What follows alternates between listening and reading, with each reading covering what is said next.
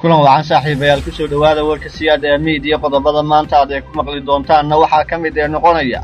madaxweynaha dowladda goboleedka Galmudug Axmed Ducaale Gelle Xaaf oo soo gaaray magaalada Garowe iyo madaxweyne Farmaajo oo goordhow la filayo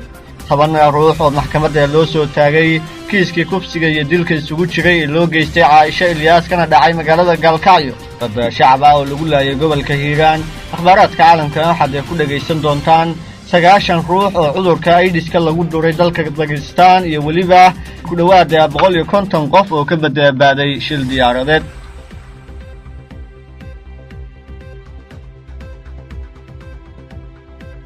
waa hagaaga saaxiibayaal intaanan warka guda galin faahfaahintiisa fadlan subscribe dhaha channelkayaga siyaada media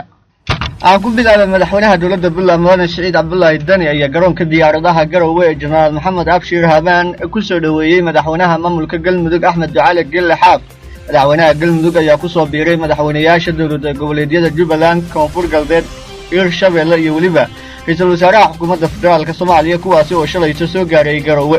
madaxweynaha dowladda federaalka Soomaaliya Maxamed Cabdullaahi Maxamed Farmaajo ayaa la filayaa in goordhow uu isna soo gaaro Garowe isagoo noqonaya mas'uulkii ugu dambeeyay ee soo gaara Garowe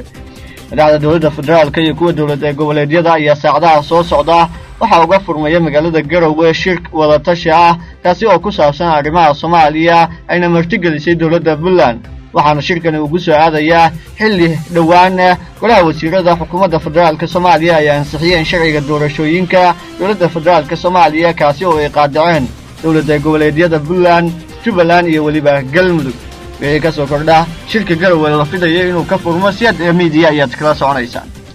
magaalada Garowe waxa maanta si rasmi ah uga furmay maxkamadaynta 10 nin oo ku eedeysan kiiskii dilka iyo kufsiga ahaa ee lagu la kacay Caaisha Ilyas oo ahay gabar 12 sano jir ah dhageysiga dacwadda eedeysanayaashan oo ka dhacaysay hoolka xarunta gobolka Nugaal waxa ka qayb galay mas'uuliyiin ay ka mid yihiin wasiirka cadaaladda wasiirka arrimaha haweenka wasiirka caafimaadka eelada Caaisha Ilyas eelada eedeysanayaasha iyo qaybaha kala duwan ee bulshada lagu casuumay dhageysiga dacwaddan kiiska maxkamadda waxa qaadayay 4 xaakim oo ka tirsan maxkamadda darajada koowaad ee gobolka Nugaal ee Puntland iyadoona qareenada matalayay dhibanayaasha eedeysanayaasha ay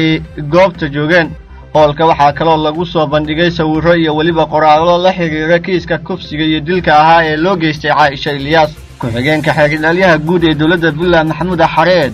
oo soo oogay dacwadda ayaa maxkamadda ka hor akhriyay magacyada eedeysanayaasha loo haysto kiiska dilka ah ee Caaisha Ilyas maanta ay taariikhdu ahayd 4 bishii May 2019 oo maalin sabti ahayd 8 aroornimo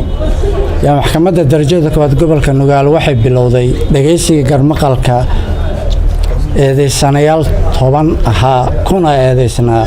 7 dambi oo isugu jiray afduub kufsi wadareed dil iyo dambiye kale waan hor keenay maxkamadiina way dhageysatay fadhigii koowaad waxaana la dhageystay eedeynta xafiiska xilaalinta markii la gaaray qareenadii difaacayay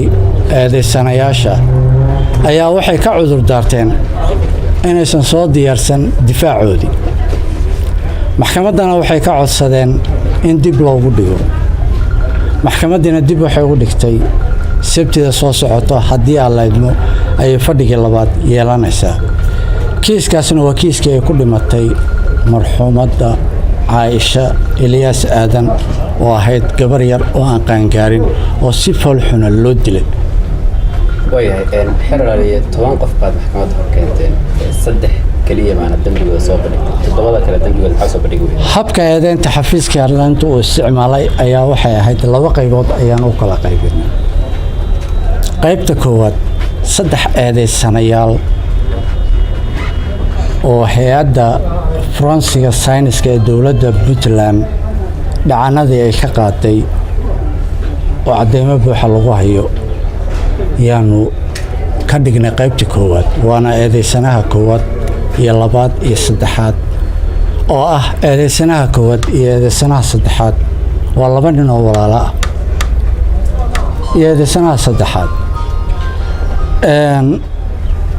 qaybta kale eedeyntooda iyo shareecadda islaamka waxay ka mudan yihiin maxkamadda dibba ayaan uga sheegi doonaa haddii aan la idmo kiiska labaad xereelay wuxuu noqon doonaa dacwaddu sida maanta oo kale fadhiga labaad wuxuu noqon doonaa mid wadareed mise maxkamadaha ayaa lagu qaadi doonaayo dadkoo baa tagi doona wadareed maxaa ka wadaa dadkoo dhan ay ka soo qayb gali karaan kiiskan isaga ilaa iyo u bilowda ilaa uu dhammaado dadweynaha iyo saxaafaddu waa mid u furan laakiin goobta ayay ku xirantay lagu dhageysanayo dhammaan eedeysanayaasha intaasaanu ku eedeynay waxaanu u kala qaybinay laba qayb anigu waxaan idinkula hadlayaa waa eray qaanuuneed waa eedeyn xafiis xirlale ma aha luqad saxaafadeed marka 3 eedeysane oo qaybta koowaada iyo 7 eedeysane oo qaybta labaada ayaanu ka dhignay dhammaantoodna waxay ku eedeysan yihiin kiiska Caaisha wararka naga soo gaaraya degmada Maxaas ee gobolka Hiiraan ayaa waxa ay sheegayaan in kooxo hubeysan ay rasaas ku fureen gaari ay saarnaayeen dad shacab ah oo marayay deegaanka Kabteedan ugu yaraan 6 ruux oo 4 ka mid ah yihiin caruur ayaa la xaqiijiyay inay ku dhinteen waxaana sidoo kale jira dhaawacyo soo gaaray shacabkii saarnaa gaariga la rasaasayay oo ahaa gaari dadweyne sida ay xaqiijiyeen mas'uuliyiin ku sugan degmada Maxaas kooxaha hubeysan ayaa dadkaasi wadada u galay kadibna laayay ciidanka xoogga dalka Soomaaliyeed ayaa la sheegay inay gaareen goobta dadkaasi lagu laayay waxaana wararku ay sheegayaan in dadkan loo laayay aanooyin qabiil kooxdii dilka geysatay ayaa weli gacanta lagu soo dhigin waxaana maamulka gobolka Hiiraan ay sheegeen inay wadaan baaritaano la xiriira soo qabashada raggaasi madaxweynaha dowladda Puntland Siciid Cabdullaahi Dani ayaa garowe ka daafuray maantay shirka dejinta qorshaha hirgelinta siyaasadda iyo horumarinta dhalinyarada Puntland madaxweyne Dani oo furitaanka shirka khudbad ka jeediyay ayaa sheegay in dhalinyarada Puntland ay dowladda qayb ka yihiin 70% waxaana uu sheegay in dhalinyaradu ay yihiin lafdhabarka dowladnimada Soomaaliya gaar ahaan tan Puntland aad baan ugu faraxsanahay inaan ka baaqan oo nimaado waayo waa shir anna muhiim ah Puntlandna muhiim ah waxa la isku waafaqsan yahay tirada badan ee dadka Soomaalida gaar ahaan Puntland 70% wax ka badan inay dhalinyaro yihiin marka dawladda Puntland waxa ay ka shaqeynayso 70% waa dhalinyaro iyagay ka shaqeynaysaa horumarkooda iyo mustaqbalkooda waxaad ogtihiin waxyaabaha ugu waaweyn ee Puntland ay ku faanayso oo amniga ah cidda hayso waa dhalinyaro ciidamadeenu waa dhalinyaro shaqaalaha dhalinyaro u badan yihiin xarumaha wax soo saarka dadka ka shaqeeya waa dhalinyaradu inta meelahan joogto hay'adaha la shaqeysa ma aha dadkoo dhan baa dhalinyaro ah kuwa xoolaha dhaqay waa dhalinyaro kuwa khayraadka iyo kalluunka soo saaray waa dhalinyaro waxaas oo dhan marka waa wax u baahan in siyaasad midaysan oo dheelitiran oo kabaysa dhinacyada dhalinyaradu ay joogaan oo dhan inay ku wajahnaato caalamkana haddii aan eegno diyaaradda kuwa rakaabka ah oo nooceedu ahaa Beijing 737 ayna saarnaayeen 143 ruux oo rakaab ah ayaa habeennimadii xalay ahayd ku dhacday webiga Genevieve ee gobolka Florida oo ka tirsan dalka Mareykanka kadib markii ay diyaaraddaasi ka baxday wadadii diyaaradda cagta dhigan jirtay ee garoonka diyaaradaha ee Jacksonville diyaaradan oo ka soo duushay Guantanamo ayaa waxaa u gurmaday ciidamada gargaarka degdega ah iyadoona laga soo badbaadiyay dhammaan dadkii saarnaa inkastoo 27 ka mid ah rakaabka ay soo gaareen dhaawacyo fudud madaxa booliska ee magaalada Jacksonville ayaa sheegay in diyaaraddaasi ay si nabad ah ugu dul sabaysay biyaha dushooda isla markaana ay ka badbaadiyeen dhammaan dadkii saarnaa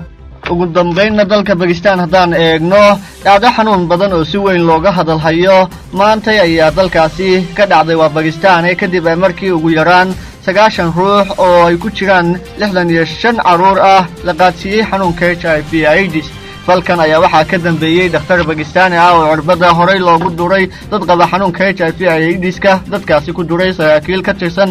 Pakistan laamaheeda ammaanka ayaa sheegay inay soo xireen dhakhtarkaasi isna uu qabo cudurka HIV/AIDS saaxiibayaal waa naga intaasi guud ahaan warkii siyaad ee media cidii warkayga ka heshay fadlan subscribe ha dheheen channelkayga